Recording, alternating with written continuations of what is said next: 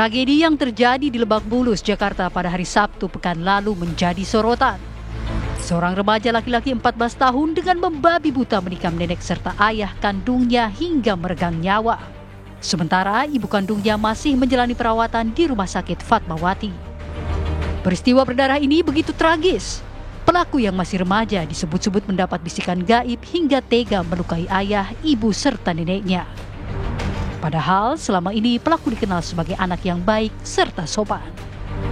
Polisi hingga kini masih menggali motif pelaku yang tega berbuat keji. Olah TKP kejadian perkara pun telah dilakukan. Pelaku disebut terus menangis, menyesali perbuatannya. Peristiwa ini pun mendapat perhatian dari Menteri Pemberdayaan Perempuan dan Perlindungan Anak Arifatul Khoiri Fauzi yang menemui MAS, remaja yang berhadapan dengan hukum dalam kasus pembunuhan keluarga di kawasan Lebak Bulus, Jakarta Selatan. Kementerian P3A menegaskan komitmennya dalam memberikan pendampingan kepada pelaku yang berusia 14 tahun itu. Tadi kami memang bertemu dengan Ananda A. Ya pasti sedih ya saya ya, karena anak baik. Anak baik. Kita tunggu aja nanti, mudah-mudahan yang mendampingi bisa menguatkan Ananda A, ya. Pastinya dia sekarang dalam kondisi yang belum bisa ditanya lebih jauh, karena kami juga menjaga secara psikologis untuk tidak bertanya kepada hal-hal yang mengingatkan kembali gitu, karena itu ada petugasnya atau ada ahlinya untuk bisa memperdalam apa yang sesungguhnya terjadi gitu.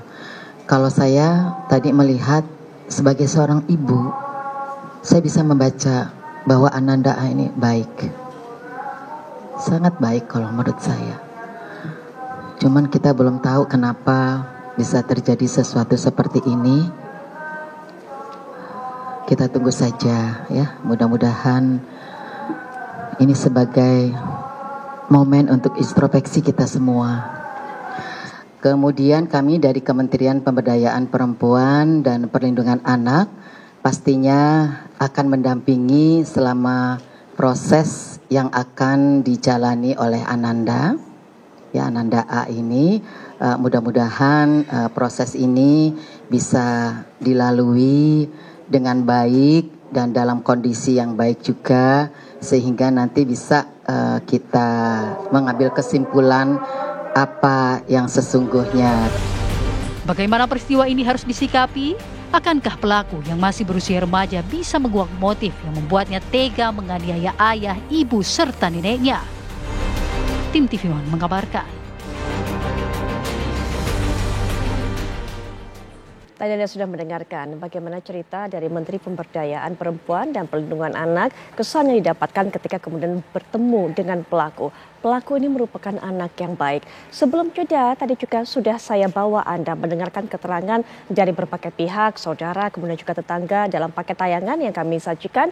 Memang anak ini dikenal pendiam, dikenal cukup sopan, tapi apa yang membuat, apa yang menggerakkan remaja berusia 14 tahun ini sampai tega membunuh neneknya, membunuh ayahnya, dan juga bahkan menganiaya ibundanya. Apa yang berkecamuk di pikirannya pada saat itu?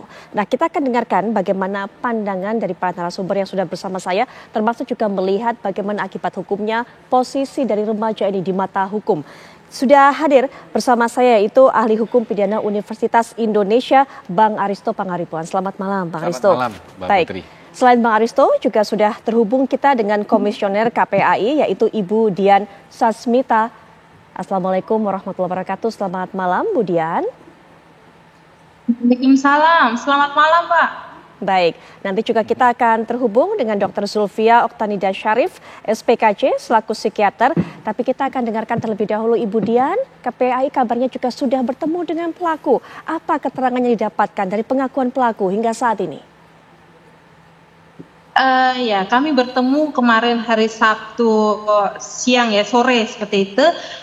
Tapi memang pas pertemuan tersebut kami menghindarkan bertanya terkait dengan kasusnya.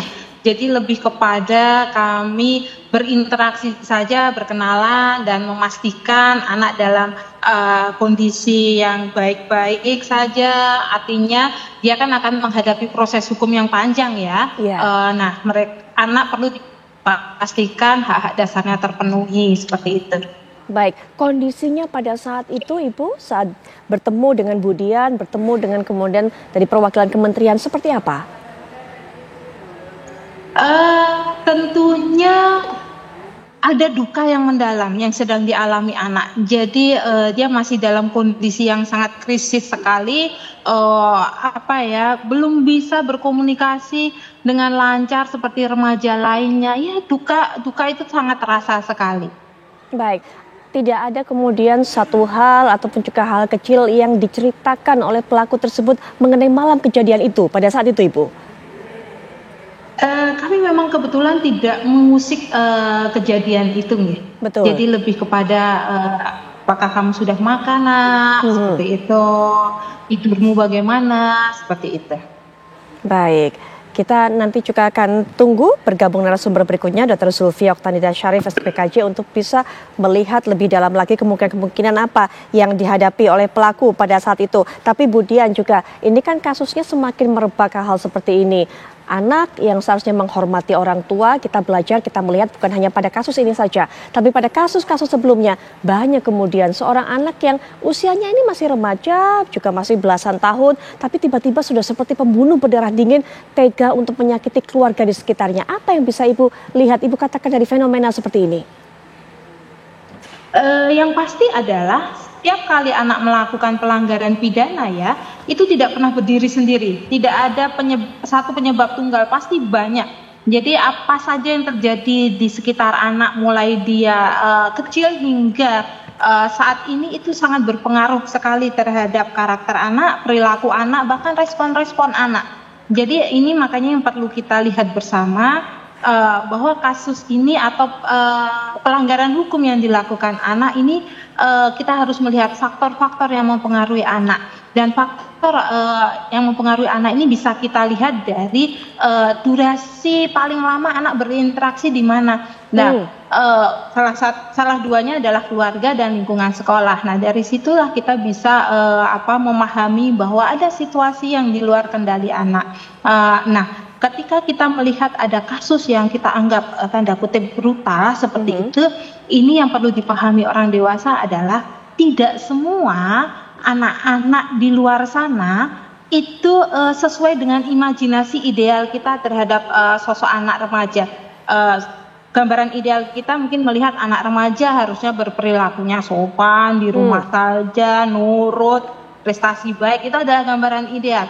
Tapi di luar sana tidak semua gambaran ideal remaja kita itu hadir atau dimiliki oleh anak-anak di luar sana. Nah, inilah perspektif seperti ini perlu kita pahami bersama, sehingga ketika ada anak yang melakukan pelanggaran hukum, kita tidak turut serta menghakimi. Baik, Budian, tadi kita sudah dengarkan Ibu Menteri mengatakan saat bertemu kesan yang didapatkannya adalah anak ini anak baik. Kalau Budian bersama juga rekan-rekan di KPAI saat bertemu dengan pelaku, apa kemudian kesan yang didapatkan? Selain tentunya mendapatkan kondisi pelaku saat ini sedang merasakan kesedihan yang mendalam, adakah kemudian tanggapan ataupun juga pendapat Ibu mengenai bagaimana karakter anak ini sendiri? Karena pertemuan kami singkat ya Mbak ya, jadi kami belum bisa mendalami karakternya seperti apa. Tapi yang pasti adalah anak yang melakukan pelanggaran hukum apapun itu, dia juga korban dari situasi-situasi di luar dirinya yang dia sendiri tidak mampu sebenarnya mengatasi sendiri. Jadi kita perlu membangun apapun status hukum anak, mereka korban, dan harus kita pastikan ketika dia masuk ke proses hukum, hak-hak dasarnya itu harusnya terpenuhi. Baik, Bang Aristo, ini menarik. Seorang anak menjadi pelaku tapi juga sekaligus korban. Apalagi tadi sudah dikatakan oleh Budian, ketika seorang anak melakukan hal tersebut, tindakan kriminal, tidak bisa dilepaskan dari pengaruh-pengaruh di sekelilingnya, dari lingkungannya. Apa yang perlu dilihat dari kasus ini untuk menentukan bagaimana posisi anak ini di mata hukum? Ya, jadi Budian sudah menjelaskan logikanya dengan sangat baik tadi ya. Jadi anak itu apapun yang dilakukannya ketika dia berhadapan dengan hukum, dia itu juga sebagai korban. Kenapa? Karena kan logikanya tadi Budian mengatakan ini ada faktor nurture-nya, faktor environment-nya yang shaping dia. Jadi dia mungkin tidak ideal, ya, tergantung lingkungannya. Artinya kalau dalam hukum pidana dia itu tidak mempunyai kesadaran penuh atau mens rea yang penuh, ya, niat jahat yang penuh ketika ingin melakukan tindak pidana, karena dia belum pada umurnya dewasa untuk dapat membedakan secara full morally wrong and right, apa yang benar dan yang baik. Itu logika yang paling dasar, dan itu adalah logika yang di internationally accepted, ya. PBB punya konvensi tentang itu. Nah, logika itu turun kepada undang-undang kita, undang-undang tentang tindak pidana peradilan anak, tentang peradilan anak, ya. Nah, sehingga karena ada logikanya itu, treatment kepada anak ketika menghadapi persoalan pidana, apalagi persoalan serius seperti ini, itu dibedakan. Apa yang membedakan? Yang pertama, anak itu hanya bisa dihukum maksimal 10 tahun. Jadi kalau misalnya hukuman untuk orang dewasa, anak itu di bawah 18 tahun, ya. Kalau hukuman untuk orang dewasa, hukuman 20 tahun atau mati. Misalnya ini pembunuhan berencana ini bisa 20 tahun atau mati. Artinya ini tidak bisa diterapkan kepada anak ini. Karena logika tadi. Yang bisa diterapkan menurut Undang-Undang Peradilan Anak itu adalah maksimal 10 tahun. Itu yang pertama. Kemudian yang kedua, ketika dia menjalani situasi ini, ketika dia harus berhadapan dengan hukum, maka dia harus diperlakukan secara khusus. Apa maksudnya khusus? Pertama, ada misalnya institusinya Mbak Dian, KPAI, itu yang melakukan monitoring, apakah polisi misalnya sudah melakukan prosedur-prosedur. Prosedur-prosedurnya adalah seperti, interogasinya itu tidak seperti dewasa. Atau kalau misalnya dia ditahan, harus dipisahkan tahanannya dengan orang dewasa. Kalau misalnya nanti dia diadili, pengadilannya itu berbeda ruangannya. Tidak misalnya tempat duduknya sejajar, kemudian hakimnya tidak pakai jubah, supaya tidak mengakibatkan traumatik untuk anak. Nah, ini semua dilakukan sebenarnya karena tadi logika juvenile justice atau peradilan anak itu harus dilakukan secara berbeda tadi. Kenapa? Karena selain tadi faktor anak itu keputusannya belum bisa dipertanggungjawabkan seluruhnya kepada pribadinya, yang kedua, anak itu harus diberikan kesempatan kedua. Akhirnya makanya hukumannya didiskon dan treatmentnya dibedakan. Bang Aristo, jika kemudian tindakan kriminal seorang anak ini tidak ditentukan oleh dirinya sendiri, tapi ada pengaruh lainnya, adakah kemudian peluang bahwa pihak-pihak lain ini bisa bertanggung jawab juga? Tapi nanti Bang Aristo, kita akan perdalam lebih lanjut lagi setelah jeda. Kami sudah kembali saat lagi. Kita masih terus menunggu keterangan lebih lanjut disampaikan oleh pihak kepolisian, tapi rekan kami Yohanes Leonardo juga akan mencari cerita-cerita terbaru, informasi-informasi terbaru, termasuk juga mungkin akan berkomunikasi dengan para tetangga yang ada di sana, di tempat kejadian perkara, sebenarnya bagaimana sosok dari pelaku ini. Rekan kami Ardo sudah berada saat ini di lokasi, kita lihat rumah yang ada di samping Ardo, yang ada juga polis lainnya. Ardo, silakan berikan informasi terbaru Anda yang bisa Anda sampaikan dari tempat kejadian perkara. Ya baik, terima kasih dan selamat malam Putri dan juga pemirsa. Benar sekali bahwa di belakang kami adalah kediaman daripada korban maupun juga pelaku di kawasan Taman Bona Indah di Cilandak, Jakarta Selatan. Kami sudah berbincang dengan sejumlah warga sekitar, mulai dari beberapa tetangga, kerabat yang datang jauh-jauh, hingga beberapa anak-anak yang juga tadi sempat ada di sekitaran rumah di Taman Bona Indah di kawasan kami berdiri saat ini. Namun sayangnya tidak satupun dari mereka ingin pernyataannya dikutip secara langsung ataupun juga diwawancarai bersama kami di sini, karena memang beberapa mengaku tidak berani, beberapa juga diantaranya tidak ingin memberikan statement terburu-buru begitu. Namun yang jelas dari rangkuman pembicaraan kami dengan beberapa narasumber kami begitu yang mengaku sering berada di sini ataupun juga berkerabat cukup dekat dengan para korban, memang mereka lebih banyak merefleksikan bagaimana kebaikan dari para korban semasa hidupnya, termasuk salah satu adalah RM, yakni adalah korban yang merupakan nenek dari pelaku yang juga tewas dalam kejadian yang terjadi pada Sabtu dini hari kemarin. Dan yang jelas juga sejak pagi hari tadi di sini sempat tadi ada pada siang hari tadi masuk ke sore begitu sempat dilakukan ada tahlilan yang berlangsung di kawasan masjid di Taman Bona Indah di Cilandak Jakarta Selatan ini, di mana dalam tahlilan tersebut memang diperuntukkan sebagai 3 hari pasca tewasnya RM bersama dengan juga anaknya, yakni adalah AP, seorang ayah dari pelaku yang turut membunuh keduanya, di mana tahlilan berlangsung sore hari tadi dan dihadiri oleh beberapa kerabat, dan beberapa kerabat pada akhirnya sempat mampir dan melihat-lihat kondisi rumah yang saat ini kondisinya sudah gelap karena sudah 3 hari terakhir ini sudah tidak ditinggali lagi. Dan yang jelas juga pemirsa, memang hingga saat ini pihak kepolisian juga masih belum mengungkap terkait apa motif sebenarnya dari pelaku yang berusia 14 tahun ini mengeksekusi mati orang-orang terdekat, termasuk ayah dan juga neneknya. Termasuk juga pelaku berusaha untuk membunuh sang ibu yang berhasil menyelamatkan diri dan saat ini masih dirawat di rumah sakit Fatmawati. Dan memang tadi juga sempat datang kerabat dari sang ibu berinisial AP, di mana sang kerabatnya ini sempat tadi berbincang dengan kami bahwa ia sempat dimintai tolong oleh sang korban untuk mengamankan sugar glider atau salah satu hewan peliharaan yang dimiliki oleh keluarga yang tinggal di kawasan Taman Bona Indah ini, ya, di mana pelaku yang saat ini masih ditahan di Polres Metro Jakarta Selatan juga terus dilakukan pemeriksaan. Dan tadi juga sempat dikatakan oleh Kasih Humas Polres Metro Jakarta Selatan, AKP Nurma Dewi, yang menyampaikan bahwa pemeriksaan pelaku masih terus berlangsung, di mana pada hari ini sempat menghadirkan beberapa saksi. Di antaranya saksi ini ada kerabat seperti tante atau paman, tante atau kerabat saudara, lalu kemudian juga ada dari pihak sekolah yang tadi tiba di kantor Polres Metro Jakarta Selatan untuk melakukan pemeriksaan terkait pendalaman kasus, bagaimana kemudian delik ataupun juga motif yang coba diungkap oleh penyidik yang saat ini kasusnya bergulir dan ditangani langsung oleh unit PPA atau Perlindungan Perempuan dan juga Anak di Polres Metro Jakarta Selatan. Namun sayang sekali pemirsa, untuk di lokasi sendiri yang dapat kami gambarkan saat ini hanyalah sudah sunyi dan begitu gelap. Dan untuk beberapa titik yang menjadi ada bercak darah begitu ya di kawasan rumah, tadi beberapa sudah bersih karena memang sejak kemarin juga sudah sempat turun hujan di kawasan Cilandak Jakarta Selatan ini. Sementara demikian, Putri, dari tempat kejadian perkara. Ardo, apakah Anda mendapatkan informasi baik dari tetangga, kerabat, ataupun juga saudara tadi yang sempat berbincang dengan Ardo, bagaimana komunikasi, bagaimana hubungan, perilaku sang anak ini dengan orang tuanya atau orang-orang yang ada di rumahnya?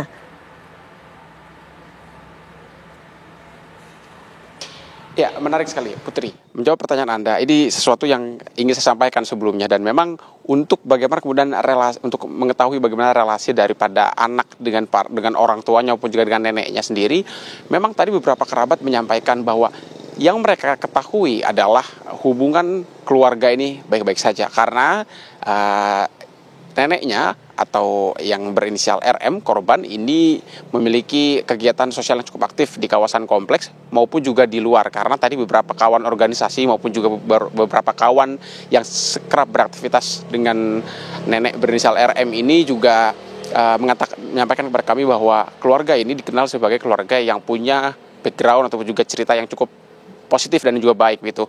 Nada positif ini tadi kami dengarkan dari beberapa kerabat dari RM yang tiba dengan menggunakan mobil, dengan menumpangi mobil begitu, dan berbincang dengan kami bahwa mereka menyempatkan diri jauh-jauh ke sini untuk memberikan doa dan melakukan doa lewat tahlilan yang berlangsung pada sore hari tadi. Dan sebagai informasi juga untuk RM ataupun nenek dari pelaku sendiri, memang selain aktif di organisasi maupun juga di beberapa organisasi di luar kompleks, memang RM juga dikenal sebagai sosok yang gemar bercerita dan juga ramah begitu, sehingga mereka cukup syok dengan mendengar ataupun kaget gitu dengan mendengar cerita tewasnya sahabat mereka RM yang ternyata belakangan diketahui tewas akibat ataupun juga dibunuh begitu oleh cucunya sendiri berinisial MAS yang masih berada di bawah umur. Demikian. Kalau memang para korban ini bisa berinteraksi dengan baik dengan para tetangganya, bagaimana dengan pelaku? Apakah Ardo mendapat cerita bagaimana bentuk hubungan sehari-hari baik antara pelaku dengan orang-orang yang ada di rumahnya ataupun juga pelaku dengan orang di sekitarnya, artinya di tetangganya semuanya? Apakah cukup akrab pergaulannya pelaku ini dengan anak-anak di sekitar lingkungannya?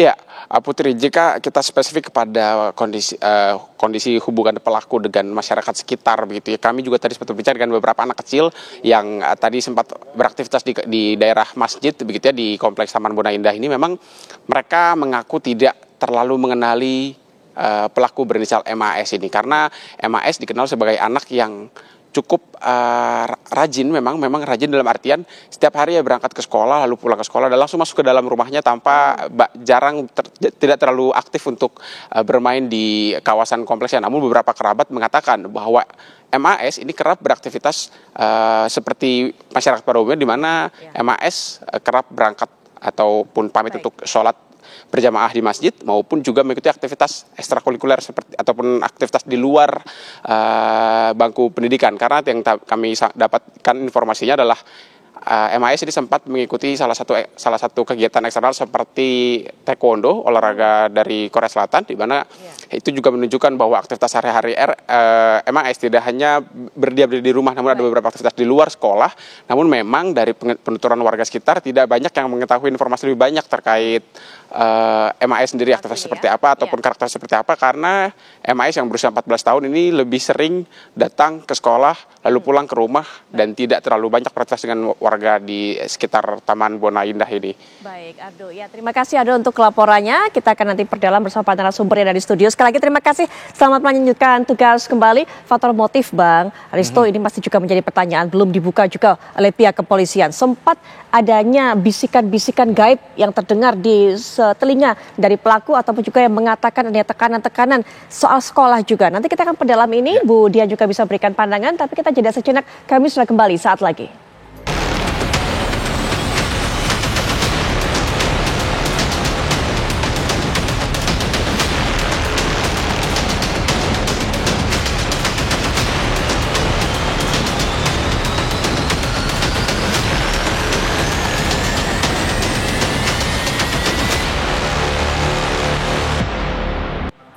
Kita lanjutkan perbincangan soal motif pelaku melakukan hal ini menjadi hal penting yang harus harus dibuka juga kemudian oleh pihak kepolisian. Hingga saat ini memang belum ada keterangan, kepastian.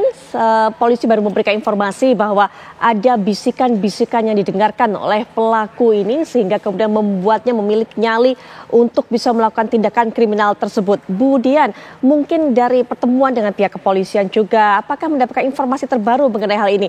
Karena juga saat ini sedang beredar juga, Ibu, di media sosial ini informasi yang mengabarkan bahwa pelaku ini mendapatkan tekanan dari keluarga, termasuk juga mengenai pendidikannya, ada hubungannya dengan sekolahnya, harus mendapatkan nilai-nilai bagus dan sebagainya. Apakah juga mendapatkan keterangan seperti itu pihak KPAI, Ibu?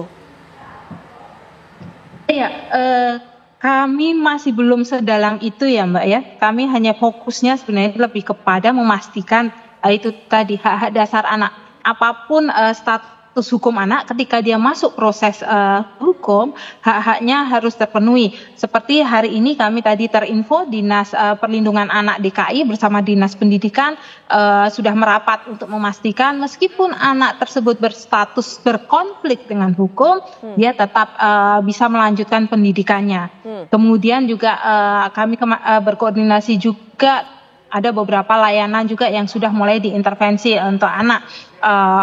Di dalam SPPA kita kenal tidak hanya penyidik saja, namun juga ada PK Bapas, ada pekerja sosial, ada psikolog. Jadi semua pihak ini sudah mulai berjalan. Apalagi kita ketahui di dalam proses peradilan pidana anak ini waktunya sangat mepet, tidak panjang, 7 hari, perpanjangan 8 hari saja. Jadi semua saling bekerja. Kalau terkait dengan informasi yang beredar di luar sana di media sosial, kami tidak bisa banyak berkomentar karena sudah masuk ke substansi kasus dan itu kewenangan penyidik.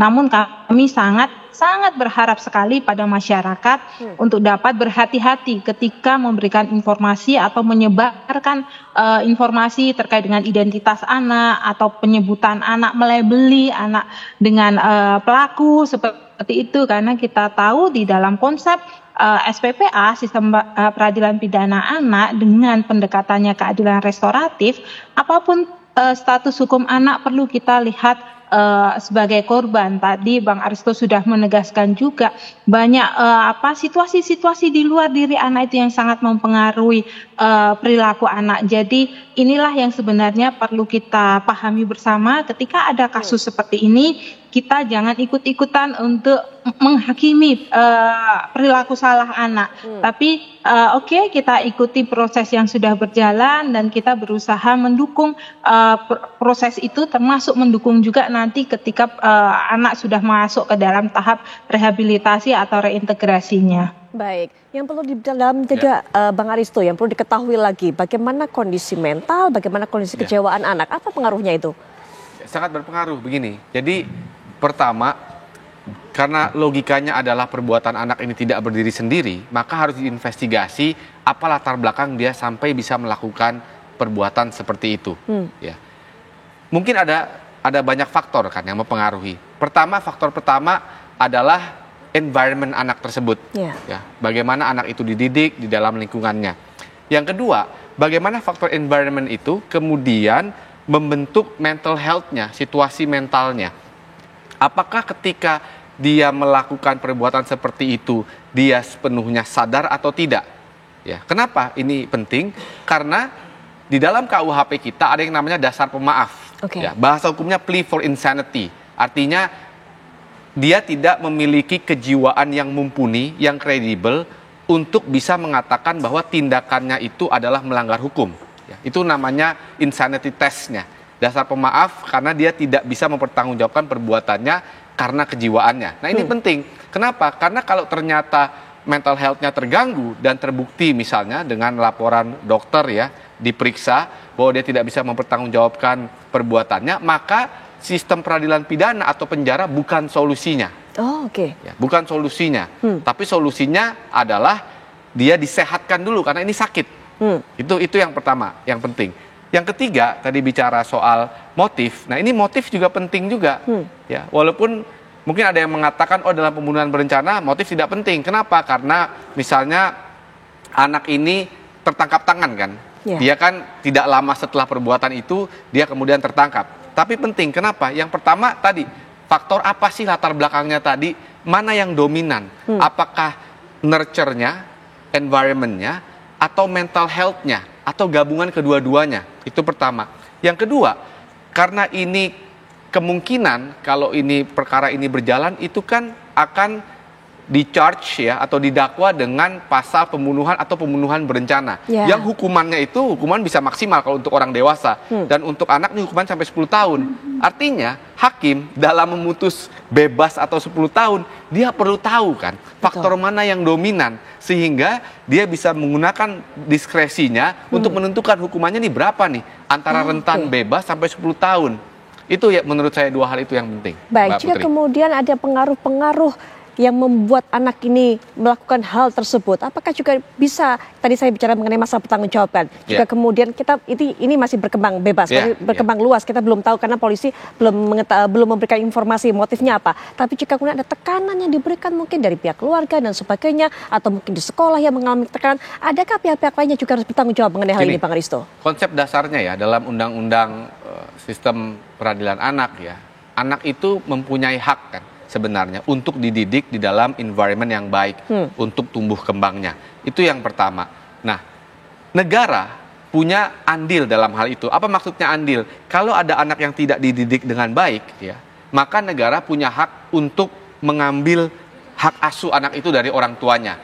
Ya, child welfare ya kalau banyak di luar negeri. Di sini mungkin KPAI melakukan advokasi itu mungkin juga dengan Menteri PPA, ya, Menteri Sosial. Nah, itu konsep dasarnya. Nah, sekarang pertanyaannya Mbak Putri, kalau ada nggak yang bisa bertanggung jawab lagi dalam perkara ini sampai bertanggung jawab lagi? Nah, ini kan kita masih meraba-raba. Tetapi, ya, kalau misalnya ternyata anak itu dididiknya dengan kekerasan, baik verbal ya maupun fisik, maka dia bisa bertanggung jawab secara pidana juga, karena anak itu dilindungi oleh Undang-Undang Perlindungan Anak. Nah, tetapi kalau misalnya ternyata seperti yang beredar di media, orang tuanya misalnya diktator. Ya, orang tuanya keras terhadap anak. Nah, ini kan belum sampai kepada unsur-unsur pidananya. Ya, artinya akan kecil kemungkinan hak asuh anaknya untuk diambil. Tapi kalau sudah ada perbuatan pidana tadi, seperti kekerasan terhadap anak, mau baik fisik maupun verbal, negara bisa mengambil itu dengan pertama-tama launching penyelidikan terhadap situasi itu. Baik, Budian, langkah berikutnya Budian, baik terkhusus mengenai kasus ini, melihat pelaku ini ataupun juga secara global agar tidak ada lagi kemudian faktor ataupun juga isu kesehatan mental ini yang bisa membuat seorang anak ataupun juga remaja ini melakukan tindak kriminal. Silakan Budian. Iya, terkait kesehatan mental remaja ya, ini sebenarnya skupnya agak luas ya, tidak hanya tanggung jawab Kementerian Perlindungan Anak, tapi tanggung jawab banyak pihak. Jadi perspektif atau pemahaman terkait dengan kebutuhan kesehatan mental bagi anak ini sudah menjadi kebutuhan utama ya, karena akan berpengaruh terhadap masa depan anak, pada kualitas kehidupan anak sepanjang hayatnya dia.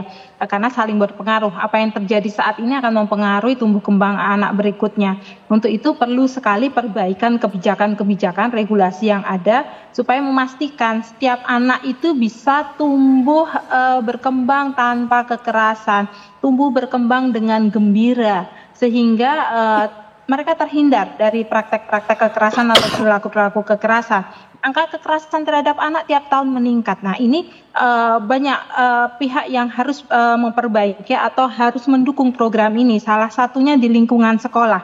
Sekolah ini adalah lingkungan yang anak cukup lama nih menghabiskan hari-harinya di sana. Ya. Untuk itu perlu sekali ada salah satunya memastikan ketersediaan atau kecukupan guru BK yang ada di sekolah supaya bisa mengidentifikasi awal ketika ada perilaku anak yang terindikasi ini kok enggak sewajarnya remaja kita ya, ini kok dia lebih murung ya, itu bisa segera direspon, tidak menunggu ada kejadian. Karena kasus-kasus seperti anak mengakhiri hidup kan juga beberapa kali terjadi kan. Betul. Di sekitar kita. Nah, ini perlu sekali direspon dengan cepat dan bijak oleh pemerintah supaya ada upaya-upaya untuk pengurangan risiko, menyelamatkan anak kita supaya tidak menjadi berkonflik dengan hukum atau menjadi korban kekerasan. Jadi ini tanggung jawab bersama. Ya. Nah, terkait juga dengan khususnya mengenai pantauan Komisionerat KPAI mengenai kasus ini, bagaimana kemudian Bu Dian? Baik, kami untuk kasus ini kami juga sama masih menunggu proses hukum berikutnya seperti apa. Namun sejauh ini kami melihat pemenuhan hak anak yang berkonflik dengan hukum sudah sangat baik sekali dilakukan oleh aparat penegak hukum. Tinggal kita lihat apakah proses hukum ini nanti bisa cepat sesuai aturan di SPPA. Kemudian tadi Bang Aristo juga sangat bagus sekali menjelaskan terkait tindak pidananya, dinamika kompleksitasnya. Ini perlu juga kita lihat bersama supaya pengungkapan atau proses hukum ini tidak sebatas tidak untuk pendekatannya bukan penjeraan, bukan punitif, tapi mendukung rehabilitasi perubahan perilaku anak. Baik. Jadi pasca proses hukum ini berjalan ada dukungan untuk perubahan perilaku anak menjadi lebih baik. Baik, Ibu Dian, terima kasih selaku Komisioner KPAI sudah memberikan pandangannya, termasuk juga menceritakan kepada kami apa kemudian kemarin yang dipantau oleh pihak KPAI. Sekali lagi terima kasih untuk waktunya.